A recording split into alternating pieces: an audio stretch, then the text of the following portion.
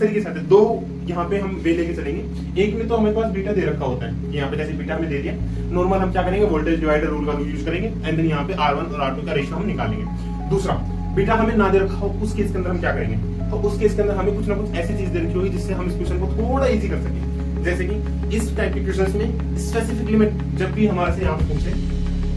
R1 divide R2 या फिर पूछे R2 divide R2 voltage divider group में, ठीक है, तो यहाँ पे अक्सर क्या होता है ना कि इन रेशियो के अंदर हमारे आंसर गलत आ जाते हैं, जिसका फायदा भी आरबीसी ने उठाएगा। मोस्ट ऑफ द जो कैंडिडेट्स के आंसर वो गलत आएगा क्योंकि उसने फोर्थ ऑप्शन दे दिया था इनसफिशिएंट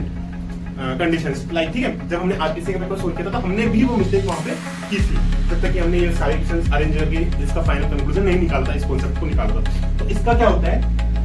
जब एक तो ये वाली कंडीशन, पहली condition R2 is much greater than IB, जो बेस करंट है उससे बहुत ज्यादा लेते हैं हम R2 का मान।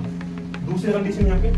बीटा की वैल्यू बहुत लार्ज लेते हैं, बहुत ज्यादा लेते हैं, जिससे क्या होता है जो हमारा बेस करंट है, बेस करंट को ऑलमोस्ट हम क्या लेके चल जाते हैं, यहाँ पे नेगलेक्ट कर देते हैं, ठीक है। तो जब भी ऐसा वाला केस है ना कि या तो R2 बहुत ज्यादा हो IB से या बीटा बहुत ज्यादा हो, बहुत लार्ज दे रखो, तो इन दो केस के अंदर आपको ये चीज नहीं देखनी है कि हमसे रेशियो किस चीज का पूछा है, R1 by R2 का पूछा है या R2 by R1 का पूछा है, ठीक है। यहाँ पे दो केस होते हैं, जब हम इसको सोल्व करेंगे तो हमारे पास जो रेशियो आएगा,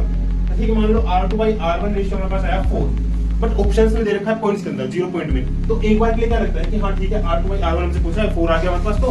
अब ये वाला आंसर तो मैच ही नहीं हो रहा है। तो इस केस के अंदर आपको बेसिकली स्पेसिफिकली जो याद रखना है, जैसे कि यहाँ पे R2 by R1 पूछा है, R2 by R1 हमारे पास 4 आ गया, नहीं ना, इसका रेसिप्रोकल देखना है आपको कि रेसिप्रोकल क्या होगा, कब इन कंडीशंस के अंदर इसका रेसिप्रोकल क्या होगा, जैसे कि इसका रेसिप्रोकल व्हिच मींस इसका उल्टा R1 by R2, ये क्या हो जाएगा हमारे पास 0.25, ठीक है, R1 by R2 क्या हो जाएगा 0.25। अगर ये वाला ऑप्शन जब ऐसा केस आए, इन दोनों में दोनों केस देखने, एक केस से अगर आंसर नहीं मैच हो रहा, दूसरा केस देखना है, अगर दूसरा ऑप्शंस के साथ मैच हो रहा है तो हमारा वो वाला आंसर यहाँ पे सही होगा, मतलब दोनों केस हम यहाँ पे लेके चलने जब ऐसी कोई कंडीशन यहाँ पे गिवन होगी हमारे पास।